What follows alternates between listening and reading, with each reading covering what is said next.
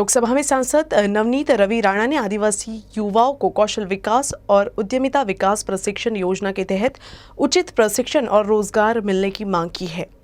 साथ ही उन्होंने धारिणी, चिकलदरा और चुरानी तहसील के कितने आदिवासी युवाओं को पीएम कौशल विकास योजना के तहत प्रशिक्षित किया गया, ये सवाल उन्होंने संसद में भी उठाया। बहुत बहुत धन्यवाद। महाराष्ट्र के अमरावती जिले के अंतर्गत धारनी तालुका और चिकलदरा तालुका जो ट्राइबल क्षेत्र है सर, वहाँ पे स्किल डेवलपमेंट और एंटरप्रेन्योरशिप के अंतर्गत क्या ट्रेनिंग दी गई है और कितने लोगों को प्लेसमेंट दी गई है सर? क्योंकि वो बहुत आदिवासी क्षेत्र है, बहुत पिछड़ा इलाका है, तो वहाँ पर ऐसा कोई प्रोग्राम आपने किया है तो कितने लोगों को ट्रेनिंग देने के बाद उनको प्लेसमेंट दी है? Thank you sir. सर एक तो सर ये मैं बता दूं कि महाराष्ट्र में टोटल हमने 3 साल में 15.5 लाख युवाओं को ट्रेनिंग दिया है, स्किल ट्रेनिंग। उससे सर उससे 3.2 लाख जो हैं युवाओं को, जो ट्राइबल युवा थे, उनको ट्रेनिंग मिला है। 15.5 लाख से 3.2 लाख। और सर ये हमारे पास आंकड़े नहीं हैं डिस्ट्रिक्ट वाइज, क्योंकि हम जो पैसा देते हैं स्टेट को, हम पैसा स्टेट को देते हैं स्टेट कंपोनेंट, और हमने 3 साल में दिया है 90 crore to the state government of Maharashtra.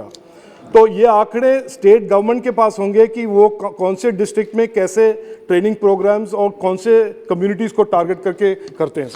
जिला परिषद की तुलना में महानगर पालिका के शिक्षण सभापति के पद के लिए बहुत कम समय होने से कोई भी सभापति छात्रों के लिए पर्याप्त योजना नहीं दे सकता है, लिहाजा मनपा के कानून में ही बदलाव जरूरी है। ये कहना है अमरावती के महापौर चेतन गावंडे का। सोमवार को अमरावती जिला प्रेस संघ द्वारा आयोजित मीट द प्रेस का आयोजन किया गया था। इस दौरान मेयर ने पत्रकारों के सवालों के जवाब में ये बात कही।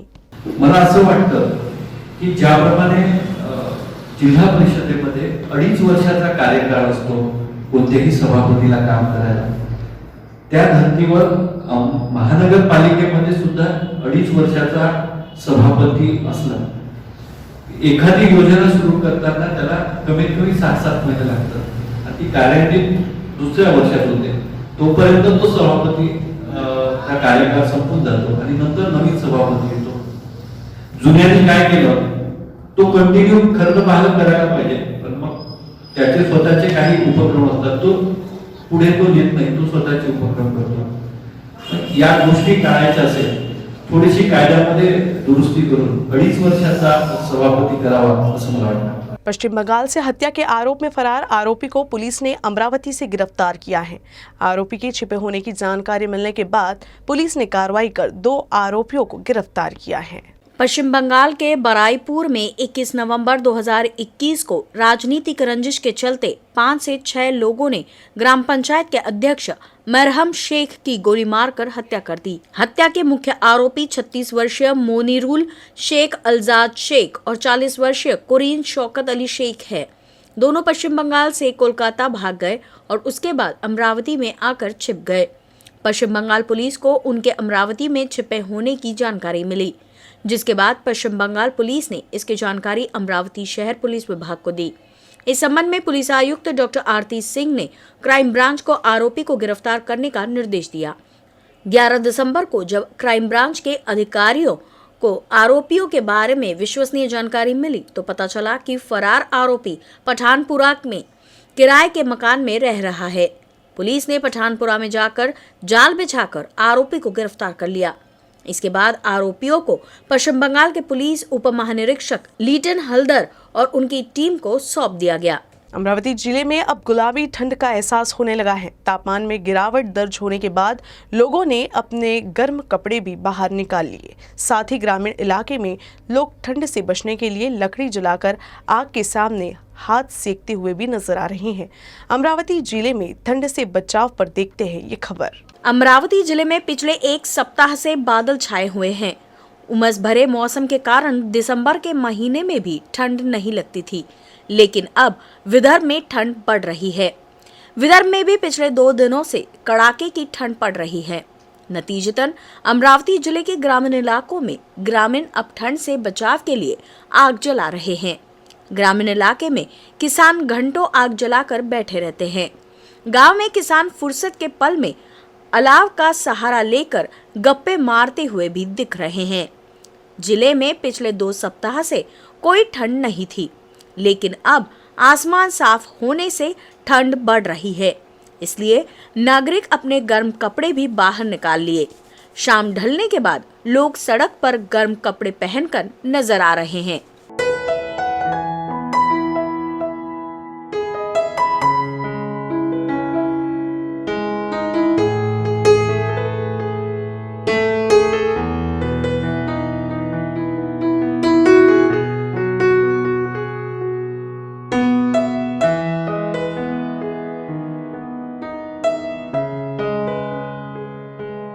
दिसंबर महीने के दूसरे सप्ताह के खत्म होने के साथ ही अब नागपुर में ठंड का एहसास होने लगा है। सोमवार को नागपुर का पारा 13.4 डिग्री तक लुढ़क गया। पूरे विदर्भ में यवतमाल सबसे ठंडा है, जबकि दूसरे स्थान पर नागपुर है। नागपुर समेत पूरे विदर्भ में मध्य नवंबर से लेकर जनवरी के आखिरी तक गुलाबी ठंड का एहसास होता है, लेकिन इस बार ठंड की शुरुआत कुछ अलग ही अंदाज में हुई। ठंड के आगमन के साथ तो तापमान में गिरावट दर्ज की गई, लेकिन उसके बाद अचानक से मौसम में आए बदलाव की वजह से ठंड गायब ही हो गई, जिसके बाद दिसंबर महीने का दूसरा सप्ताह बीतने के बाद अब फिर से ठंड का एहसास हो रहा है। रविवार को नागपुर में न्यूनतम तापमान में अचानक से हुई गिरावट के बाद पारा 14 डिग्री तक लुढ़क गया था, जिसके बाद सोमवार को न्यूनतम तापमान में गिरावट दर्ज की गई। सोमवार को नागपुर का न्यूनतम तापमान 13.4 डिग्री सेल्सियस दर्ज किया गया है। नागपुर की तरह ही विदर्भ के अन्य जिलों के तापमान में भी गिरावट दर्ज की गई है। पूरे विदर्भ में यवतमाल सबसे ठंडा रहा। यवतमाल का न्यूनतम तापमान 12 डिग्री सेल्सियस रहा, जबकि अन्य जिले का न्यूनतम तापमान 14 से 15 डिग्री के बीच है। प्रधानमंत्री नरेंद्र मोदी ने सोमवार को वाराणसी के काशी विश्वनाथ धाम में विभिन्न विकास कार्यों का उद्घाटन किया। इस मौके पर भाजपा ने राष्ट्रीय स्तर पर दिव्य काशी भव्य काशी कार्यक्रम का आयोजन किया। बीजेपी ने अमरावती के कोंडेश्वर में भी शिव पूजन किया। प्रधानमंत्री नरेंद्र मोदी ने सोमवार को काशी में भूमि पूजन और विभिन्न विकास कार्यों का लोक समर्पण किया। इस दिव्य काशी भव्य काशी समारोह के अवसर पर भाजपा नेता डॉक्टर अनिल बोंडे और भाजपा के प्रदेश प्रवक्ता शिवराय कुलकर्णी ने हेमाडपंथी प्राचीन मंदिर श्री कोंडेश्वर महाराज का अभिषेक किया। भाजपा जिलाध्यक्ष निवेदिता चौधरी ने जानकारी दी है कि ये अभियान 13 दिसंबर से 14 जनवरी तक विभिन्न गतिविधियों के साथ मनाया जाएगा। जिले के सभी प्रमुख मंदिरों, मठों और अन्य धार्मिक स्थानों पर बड़े पर्दे लगाए जाएंगे। इस पहल की शुरुआत जिले में जगत गुरु स्वामी राजेश्वराचार्य ने की थी। प्रत्येक मंडल में धार्मिक स्थलों पर आयोजित होने वाले कार्यक्रम में प्रमुख धर्माचार्य, साधुओं, संतों और विचारकों के साथ पार्टी के जनप्रतिनिधि भी शामिल होंगे। पिछले 7 वर्षों में प्रधानमंत्री नरेंद्र मोदी 12 ज्योतिर्लिंगों में से एक काशी के समग्र विकास और सौंदर्यीकरण के लिए कई योजनाएं लेकर आए हैं। ये योजना सामाजिक सद्भाव, एकता और अखंडता की एक अनूठी दृष्टि का प्रदर्शन करेगा, जो भारतीय संस्कृति की विशेषता है। इस आयोजन को ऐतिहासिक, अविस्मरणीय, अभूतपूर्व बनाने के लिए अमरावती शहर और ग्रामीण भाजपा ने जिला स्तर पर कई कार्यक्रम आयोजित किए हैं।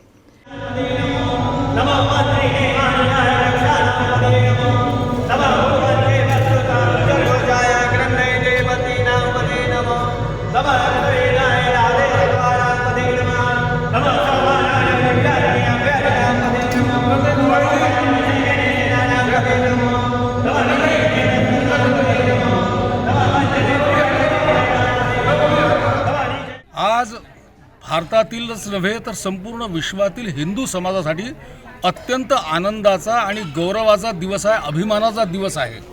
पहिले मोदीजींच्या नेतृत्वामध्ये श्रीराम जन्मभूमी मुक्त झाली आणि श्रीराम जन्मभूमीवर अनेक वर्षांपासून प्रलंबित असलेलं मंदिर आता पूर्णत्वास जात आहे। त्या पाठोपाठ परकीय आक्रमकांनी ज्या आमच्या श्रद्धास्थानावर बाबा विश्वनाथांच्या काशीवर जे आक्रमण केलेलं होतं ते काशी, त्या काशीमध्ये देखील आज एक सुंदर रूप काशीचं आज देखणं रूप जगाच्या समोर मोदीजींच्या नेतृत्वामध्ये साकारलं जात आहे। आम्हाला विश्वास आहे की मोदीजींच्या नेतृत्वात एक दिवस श्रीकृष्ण जन्मभूमीचा देखील उद्धार होणार आहे आणि म्हणून हिंदूंसाठी अत्यंत आनंदाची बाब आहे की काशीचं आज रूप बदललेलं आहे। प्रगतिशील राज्य महाराष्ट्र में महिलाओं और लड़कियों पर अत्याचार, अन्याय, पारिवारिक कलह, मारपीट और उपेक्षा लगातार हो रही हैं। पीड़िता महिलाओं के प्रति समाज का रवैया आज भी नहीं बदला है। अक्सर ऐसी पीड़ित महिलाओं और लड़कियों को उनके अपने रिश्तेदार भी दूर ढकेल देते हैं। अमरावती जिले के गुरुकुंज मोजरी स्थित सामाजिक संस्था समर्पण पिछले कई साल से ऐसी महिला पीड़ितों के लिए काम कर रही है। देखते हैं ये खास खबर। अमरावती जिले के गुरुकुंज मोजरी से 5 किलोमीटर की दूरी पर एक नए गांव को साकार किया जा रहा है। इस गांव का नाम है सांझा ग्राम। इस गांव की खासियत ये है कि इस गांव में अन्याय पीड़ित महिलाओं, बुजुर्गों, 18 वर्ष से अधिक आयु के अनाथों के लिए दीर्घकालीन आवास की व्यवस्था की जा रही है, जिससे महिलाएं अपने आने वाला जीवन सामान्य महिलाओं की तरह ही जी पाएंगी। सांझा ग्राम राज्य का पहला ऐसा गांव जहां किसी भी औरत को समाज के दबाव से बिना डरे अपने सपनों को पूरा कर सकती है। इस गांव को समर्पण संस्था के अध्यक्ष अमोल मानकर के पहल पर बनाया जा रहा है। इस संबंध में अमोल मानकर ने अधिक जानकारी दी। समर्पण ही संस्था 2008 पासून महिलांच्या विविध समस्यांवर काम करत असून माहेर या निवासी प्रकल्पाअंतर्गत आजवर 4900 मुली महिलांना अल्प आणि दीर्घकाळ निवास व्यवस्था करून देण्यात आलेली आहे। तसेच आता नव्यानं ज्या ठिकाणी आपण आज जमलो आहोत त्या ठिकाणी सांजाग्राम या नवीन संकल्पनेला सुरुवात केली असून सांजाग्राम एक अशा परिसराचे निर्माण आपण आपल्या सर्वांच्या सहकार्याने करतो आहोत की ज्या ठिकाणी महिला, वृद्ध, दिव्यांग या सर्वांना एकत्रित स्वरूपात राहता येईल, हसता येईल, खेळता येईल, यांच्या हाताला रोजगार देता येईल आणि ह्या सर्वांना नातेवाईकसुद्धा आपल्याला मिळवून देता येईल आपल्या स्वरूपात। महाराष्ट्रभरामध्ये अनेक प्रकल्प आहेत, परंतु ग्राम उभं करण्याची संकल्पना यामुळे आलीत की अशा स्त्रियांना, अशा बहिणींना अशी घटना घडल्यानंतर तिच्यासोबत तिच्या साथीला असे भावंड, नातेवाईक आणि असं ग्राम उभं व्हावं की जिथं तिची सर्व भावना समजल्या जाईल, तिला तिच्या हाताला काम दिल्या जाईल आणि हे महाराष्ट्रामध्ये ग्राम उभं करण्याचा मानस समर्पण टीमने समोर आणलेला है। संत तुकडोजी महाराज के विचारों से प्रेरणा लेकर सभी के सहयोग से बन रहे इस गांव के पीछे भी एक बड़ी अवधारणा है। अब समर्पण ने एक नई अवधारणा शुरू की है। सभी के सहयोग से सांझा ग्राम इस विचार से बनाया जा रहा है कि महिलाएं, बूढ़े और दिव्यांग लोग एक साथ रह सकते हैं, एक साथ खेल सकते हैं, रोजगार कर सकते हैं और सुकून से जी सकते हैं। यहाँ लड़कियों और महिलाओं के लिए विशेष रूप से माहिर योजना भी शुरू की गई है, जहाँ 300 से अधिक लड़कियां और महिलाएं रह सकेगी। समर्पण प्रतिष्ठान ही सामाजिक संस्था यामध्ये मुख्यतः 2 प्रकल्प राबवले जातात, ज्यामध्ये माहेर आणि कबीर हे 2 प्रकल्प आहेत। माहेर अंतर्गत पीडित व अन्यायग्रस्त महिला यांसाठी काम केले जाते, तर कबीर अंतर्गत 18 वर्षावरील अनाथ युवकांकरता काम केले जाते। माहेरमध्ये ज्या आपल्याकडे महिला येतात त्यांच्या हाताला काम देण्याचं, त्यांचं पुनर्वसन करेपर्यंत त्यांच्या कोर्ट कचेरीचं काम असं सर्व प्रकारचे त्यांची मदत समर्पण प्रतिष्ठानद्वारे केली जाते। आणि कबीरमधील जे मुलं आपल्याकडे असतात त्यांचे शैक्षणिक पालकत्व समर्पण प्रतिष्ठान ही संस्था घेते आणि त्यांना रोजगार संधी उपलब्ध करून दिल्या जाते व त्यांच्या भविष्याच्या दृष्टीने पाऊल उचलले जातात। पीड़ित महिलाओं, बालिकाओं एवं निशक्तजनों के पुनर्वसन के साथ साथ उन्हें रोजगार प्रशिक्षण एवं स्वावलंबी बनने के साथ समाज में रहने का अधिकार दिया गया है। समर्पण के संस्थापक अध्यक्ष अमोल मानकर ने 6 एकड़ जमीन पर गांव बनाने का निर्णय लिया है। अमरावती जिले में इस पहल की सराहना की जा रही है। Arun Joshi, UCN news, Gurukunj Mozari. अमरावती जिले के नेरपिंगलाई ग्राम पंचायत स्वच्छता के प्रति लापरवाह हो गया है। गांव में जिला परिषद उर्दू स्कूल का परिसर साफ सुथरा है, लेकिन स्कूल की दीवार के परिसर के बगल में गंदगी की भरमार है, जिससे इस क्षेत्र में छात्रों का स्वास्थ्य खतरे में पड़ गया है।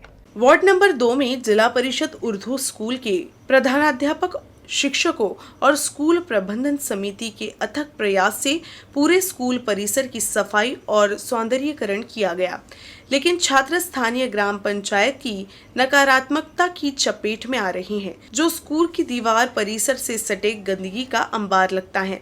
स्कूल की दीवार परिसर के पास बड़ी संख्या में अस्वच्छता है। दीवार परिसर के बगल में गंदगी और कचरे का ढेर है, जिससे क्षेत्र में फैली बदबू से छात्रों का स्वास्थ्य खतरे में पड़ गया है। लंबे समय से छात्र यहां फैली गंदगी और बदबू की शिकायत करते आ रहे हैं। आसपास के लोग ही यहां गंदगी फेंक रहे हैं। आलम यह है कि यहां का गंदगी का साम्राज्य फैल गया और बदबू फैल गई, जिससे यहां आवारा पशुओं की मुक्त आवाजाही देखी जा सकती है। प्रधानाध्यापक के साथ ही क्षेत्र के नागरिकों ने ग्राम पंचायत सरपंच के खिलाफ कई शिकायतें दर्ज कराई, लेकिन उनके खिलाफ कोई ठोस कार्रवाई नहीं की गई। ये स्कूल के बारे में हमने कंप्लेंट 2-3 बार करे प्रशासन को, पर इस पर कार्रवाई नहीं हुई। ये जो कंपाउंड के बाहर जो ये है कचरा उखंडे और जो अतिक्रम है, इसके प्रशासन को हमारी गुजारिश है कि इसको साफ कर दिया जाए। संत गाड़गे बाबा अमरावती विश्वविद्यालय सहित राज्य के सभी गैर कृषि विश्वविद्यालयों और कॉलेजों शिक्षण स्टाफ की राज्य सरकार के स्तर पर मांगे लंबित है। इन मांगों को लेकर इन शिक्षकों ने शिक्षा उपनिदेशक द्वारा 2 दिवसीय भूख हड़ताल शुरू कर दी है। महाविद्यालय के शिक्षण स्टाफ को 7वां वेतन आयोग का 58 माह का बकाया भुगतान, गैर कृषि विश्वविद्यालय में 796 पदों का तत्काल 7वां वेतन आयोग लागू, 3 लाभ की संशोधित योजना लागू हो और 30 वर्षों की सेवा प्रगति योजना के निरस्त प्रशासन को पुनर्जीवित किया जाए। विश्वविद्यालय में उपपंजीयक, सहायक कुलसचिव और समकक्ष पदों के लिए यूजीसी की अनुशंसा के अनुसार 5 दिन का सप्ताह, पिछड़ा वर्ग के लिए 33% आरक्षण का संशोधित ढांचा लागू करने की मांग की गई। कर्मचारी विश्वविद्यालय कर्मचारी महासंघ के अध्यक्ष अजय देशमुख ने बताया कि राज्य सरकार यूनिवर्सिटी और कॉलेज स्टाफ को नुकसान पहुंचा रही है। शिक्षा क्षेत्र ने देश के विकास में बहुत बड़ा योगदान दिया है। हर साल शिक्षा विभाग के माध्यम से भावी पीढ़ी का निर्माण होता है। इस मौके पर कर्मचारी संघ ने मांग की है कि अधिकारियों और कर्मचारियों के साथ हो रहे अन्याय को दूर किया जाए। राज्य के विश्वविद्यालयों और कॉलेज में शिक्षकों के लिए 7वां वेतन आयोग 2 साल पहले लागू किया गया है।